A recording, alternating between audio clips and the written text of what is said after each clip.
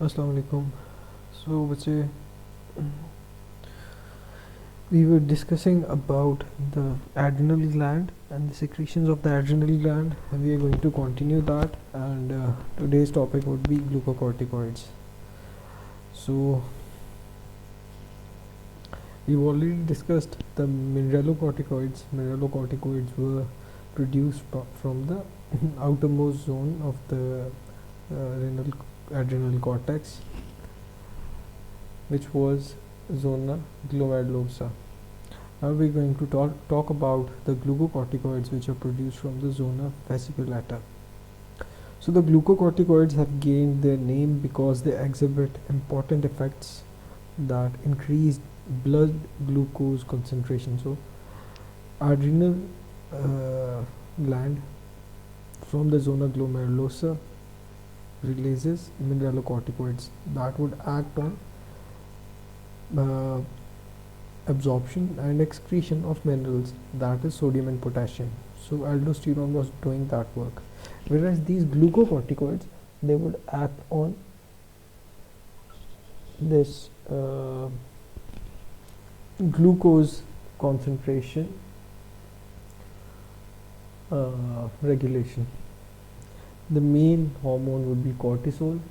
So let's discuss cortisol and glucocorticoids now.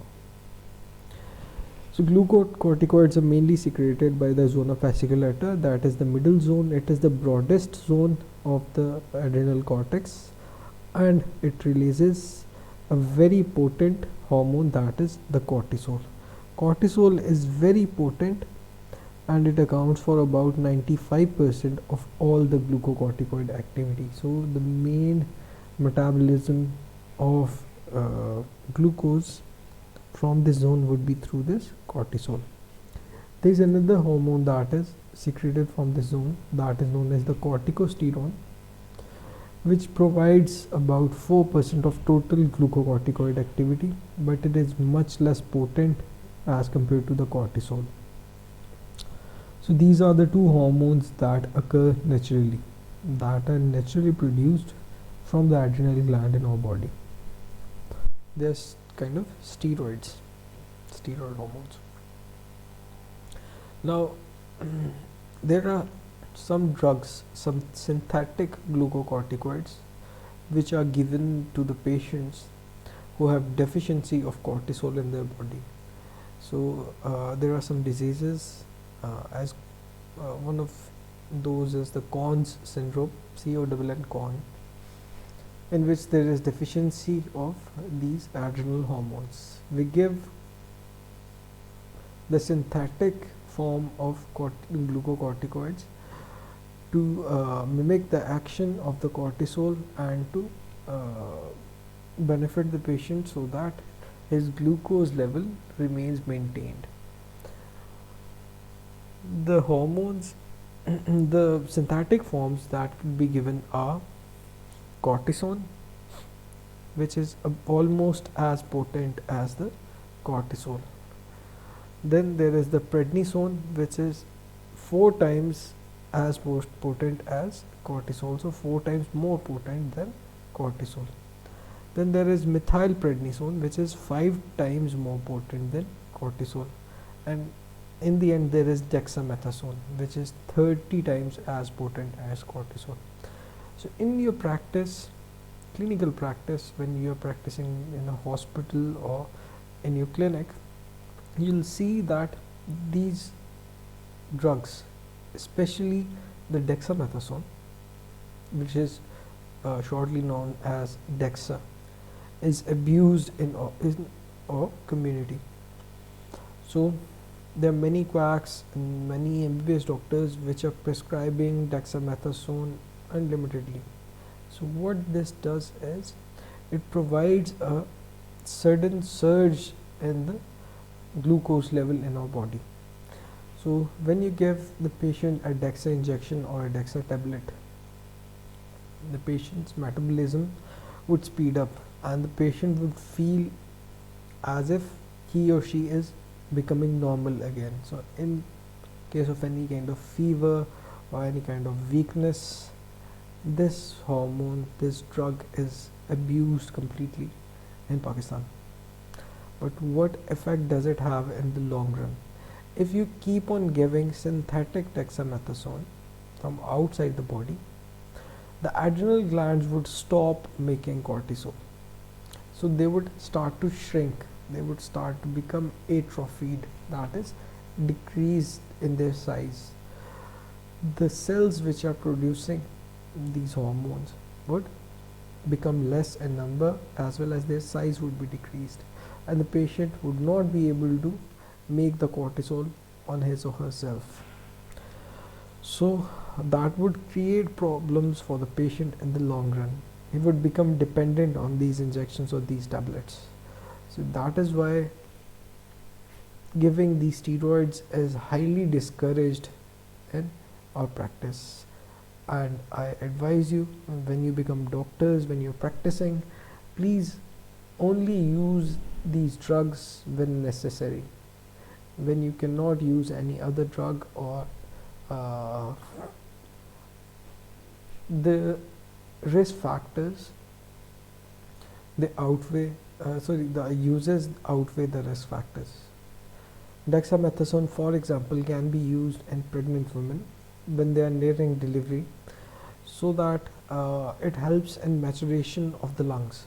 So dexamethasone is given in the pregnant females which are at risk of parturition of premature baby. So if they are at risk of delivering premature baby, we may use this dexamethasone.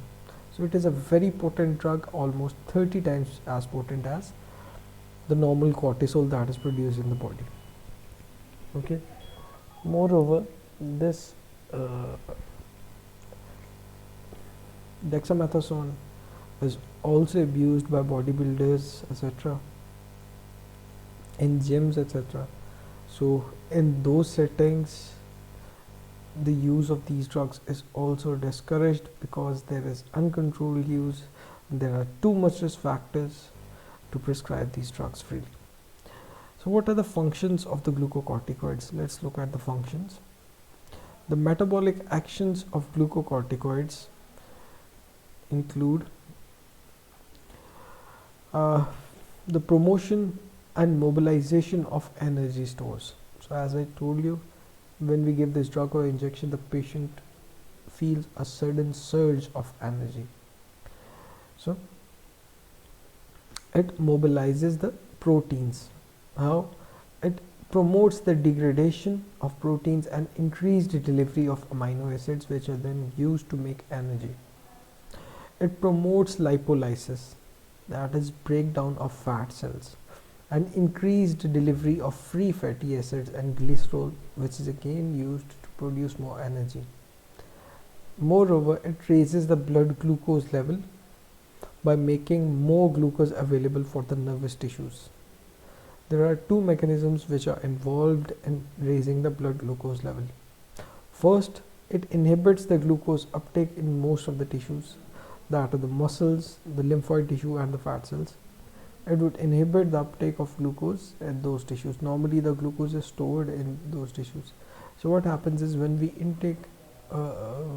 take food, the glucose from our food, from our gut, gets absorbed into the bloodstream.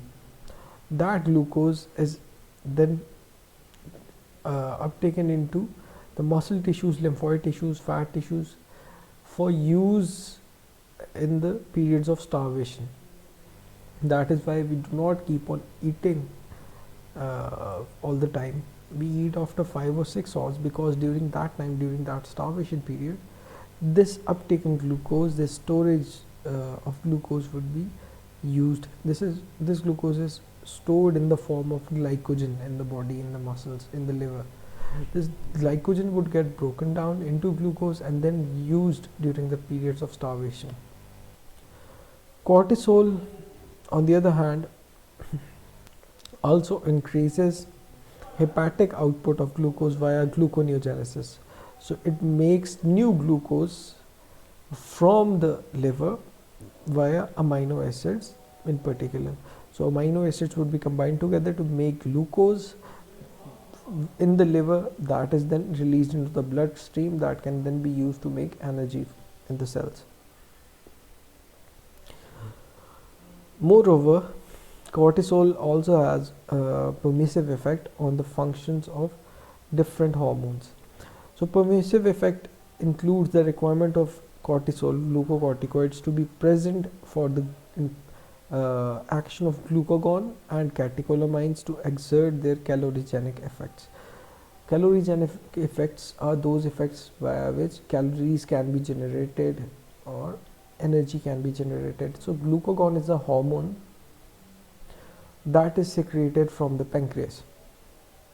This hormone is used in the same way to make more glycogen available in the form of glucose to increase the blood sugar level. Moreover, catecholamines, which is steroid hormones, are also used to make more energy, and this they only work in the presence of cortisol. They take permission from the cortisol to work. So cortisol has a permissive effect.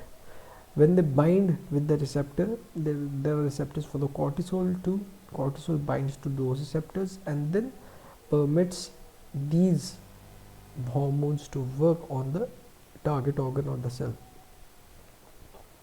Moreover, cortisol also has anti-inflammatory effects.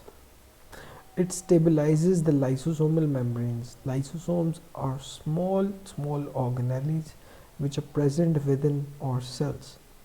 These are basically responsible for the breakdown of bacteria, for the breakdown of the you can say waste products, or the damaged cell organelles. They break down those, so it stabilizes their membranes, so the lysosomes can act in a more efficient way. Cortisol also decreases the permeability of the capillaries. So what happens is, whenever there is inflammation in any part of the body, the capillaries which are running through that particular part, neutrophils, basophils, lymphocytes, the white blood cells, they come out of those capillaries via diapedesis and they start accumulating in that area to clear the cell debris, to clear the infection, to clear the pathogen, whatever the problem is. So when they start accumulating, they cause swelling, increased temperature in that area, and general inflammatory signs. There are 5 inflammatory signs. I think I told you in the first lectures. There is change of color, loss of function, swelling, redness, and increased temperature at that site. So cortisol, when it decreases the permeability of the capillaries, there are no more white blood cells that are coming from the capillaries into the tissue. There is no more plasma that is being secreted into that inflamed tissue. So it controls the inflammation, it decreases the inflammation. Cortisol decreases both migration of white blood cells into the inflamed area and phagocytosis of the damaged cells. So the damaged cells are no more broken down by the white blood cells, and white blood cells chemotaxis, that is movement from the capillaries into that area, is also prevented via this cortisol. Cortisol also suppresses the immune system, causing lymphocyte reproduction. So the immune system that particularly acts as a defense mechanism in our body whenever there are some foreign objects, foreign pathogens, bacteria, etc. The immune system controls those. It acts on those, breaks those down. So what cortisol does is, cortisol would stop it from working, suppress the immune system. And if there is any kind of autoimmune disease is a disease in which our own immune system starts recognizing our own body cells as foreign objects and starts destroying those cells. Okay, so what happens is, for example, there is a disease which is known as IgA nephropathy, in which IgA antibodies which are normally circulating in our blood, they identify some tissues in the kidney as foreign tissues and they start destroying the kidney. So these steroids, cortisol, or other synthetic forms, when given, they would prevent that action. They would stop the immune system from breaking down our own cells or the pathogenic cells anymore. So there is decrease in inflammation. Thus, we can deduct that cortisol has an almost global effect in reducing all aspects of the inflammatory process. So all the ways via which inflammation can increase or can occur in our body, it is prevented via cortisol. That is why whenever the patient has an infection and you give him or her the dexamethasone injection, he feels relieved because that inflammation starts decreasing immediately. Okay, but what would happen in the long run if you don't stop giving them dexamethasone injections? They come to you after every 3 or 4 days for these injections. What would happen is our immune system would get too much weakened. Due to this weak immune system, normal infections, they can cause very serious consequences in our body. Cortisol also blocks the inflammatory response to allergic reactions. So if someone has an allergic reaction, for example, there is an asthmatic patient who is allergic to dust particles, or who is allergic to hay. Hay is basically when we process the wheat, दाने जब process करते हैं गंदम के, तो उससे वो जो वो उड़ती है धूल सारी, दैट इज हे, उससे अगर एलर्जी है, is allergic from hay, or some patient is lactose intolerant, cannot tolerate lactose, that is milk or milk products, yogurt, etc. The lactose intolerant patient would have explosive diarrhea, okay, severe episodes of diarrhea. If he is having an allergic reaction, cortisol would be immediately automatically released, naturally released in our body to prevent that. But if we give dexamethasone injection, it would also have the same effect. Moreover, glucocorticoids also affect blood cells and on immunity in the infectious diseases. Cortisol decreases the number of eosinophils and lymphocytes in the blood. Eosinophils are those cells which are produced in parasitic infection. So if there is tapeworm infestation in the gastrointestinal tract or roundworm present there, eosinophils would be produced to control those. What cortisol does is it would decrease the number of eosinophils. It would also decrease the number of lymphocytes which are produced in chronic infections, older infections which are 3 or 4 months or more old, such as in tuberculosis, such as in viral infections, cancerous patients, etc. Cortisol decreases the number of lymphocytes, whereas cortisol would increase the production of RBCs, red blood cells. So remember this, it would have detrimental effect, suppressing effect on white blood cells, but stimulatory effect on red blood cells. It also acts on the mineral metabolism, that is, it would enhance sodium retention and increase potassium excretion. So the same effect as that of the aldosterone. Sodium would be reabsorbed more and potassium would be excreted more under the effect of cortisol.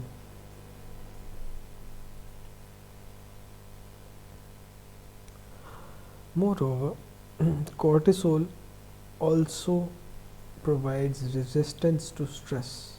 That is, whenever human is exposed to any kind of noxious stimuli, there is an increased secretion of glucocorticoid level. corticoid level. What can be noxious stimuli? Different drugs, different physical factors, such as if the temperature is too low or too high, if the patient is not covering himself or herself properly and goes into cold environment, these glucocorticoids would be released to prevent excessive stress on the body.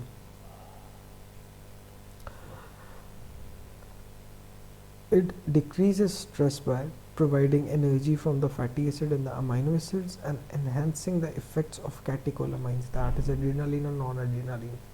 It would enhance the effect of these steroids, and it would also provide energy from the fatty acids that are stored in the body and amino acids. Now these were all functions of cortisol. So now we know that cortisol acts on nearly all the organs, and its main aim is to increase energy production in the body. It diverts the energy that is being used for inflammation towards more energy in the body via increasing glucose, increasing free fatty acids, decreasing lipid stores, decreasing glycogen, etc. Now let's look at the mechanism of action of these glucocorticoids.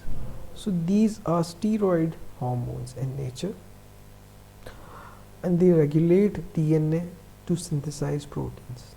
They act on the DNA and order it to synthesize more and more proteins. These proteins can act as different enzymes.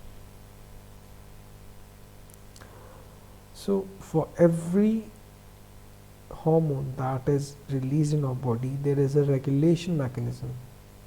That is, Allah Subhanahu wa Ta'ala has constructed our body in such a way that if there is increase or decrease in normal level of any hormone, there is a control mechanism that would try to compensate for it.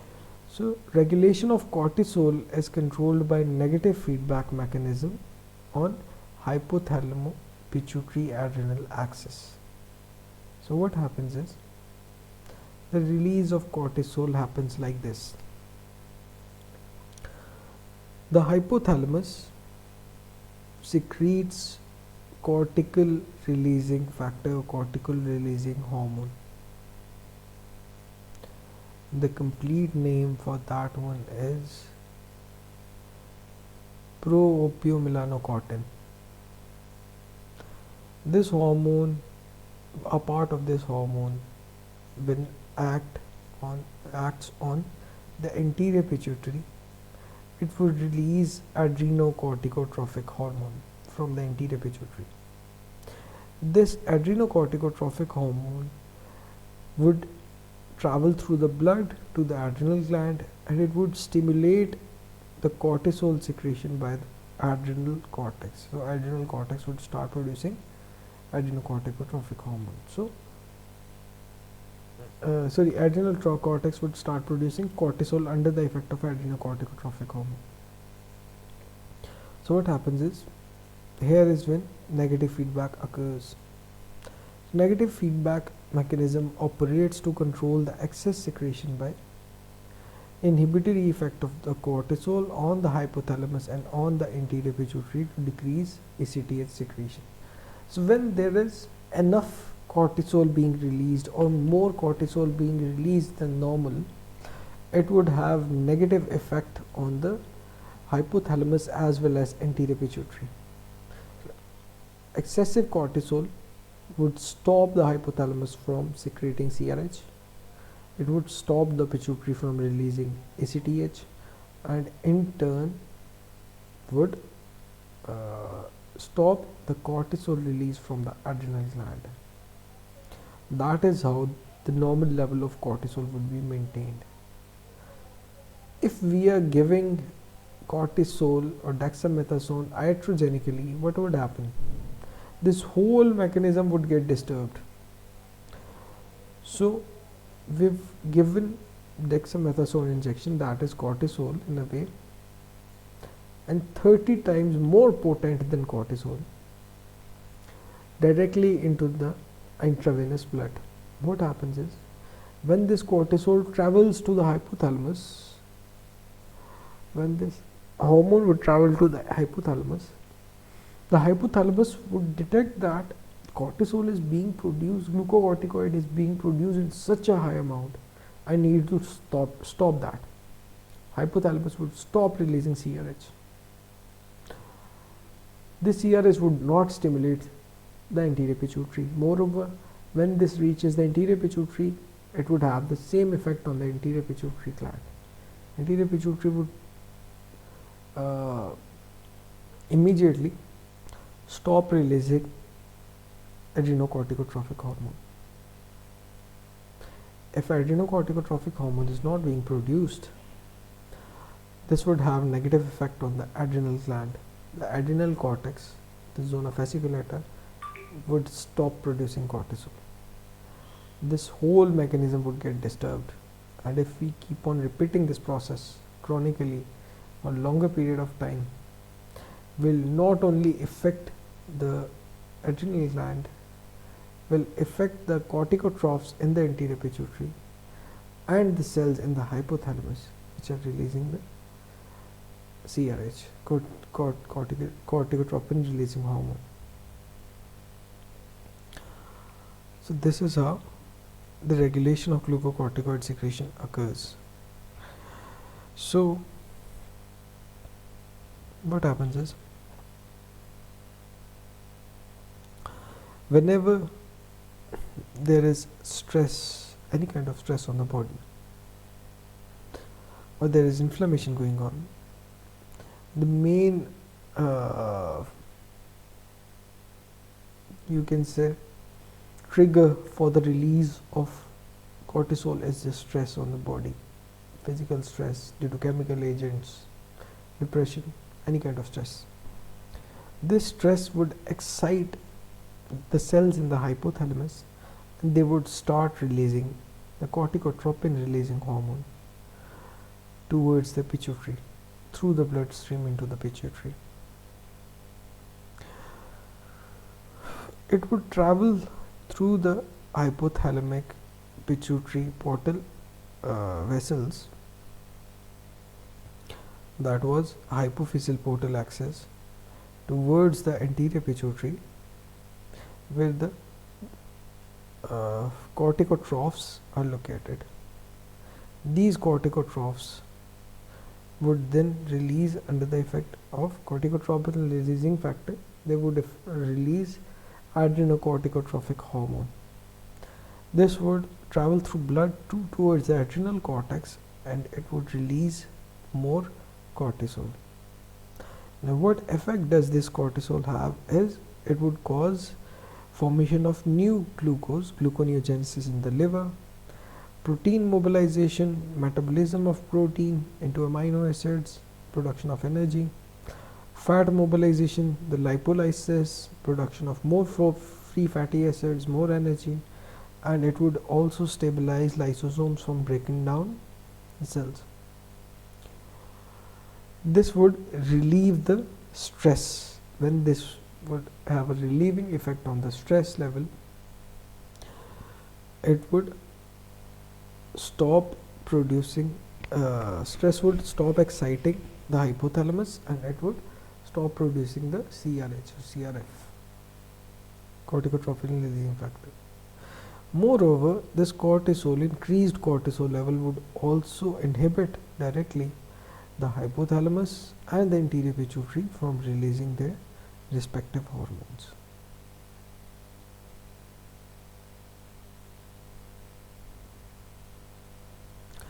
Now let's look at the typical pattern of cortisol concentration during the day. The level of cortisol fluctuates throughout the day in our body. So we can see it is at its lowest at 12 p.m. when we are sleeping, and starts rising towards the start of the day. It is at its highest concentration when we wake up. So daily secretory surge would occur an hour or so after waking in the morning. When we wake up, after 1 hour or so after waking up, if we are waking up at 7, at 8 a.m.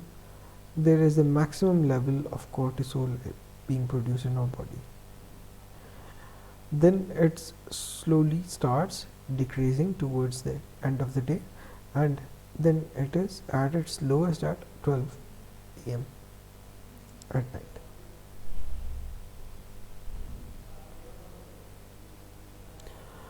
So what happens is, we are full of energy, we are full of boost, we are clear in our mind at the start of the day. Why? Because glucocorticoids are at their highest at that time. So we feel completely relieved when we wake up. We do not have any kind of tension. We are full of energy due to the effects of these glucocorticoids.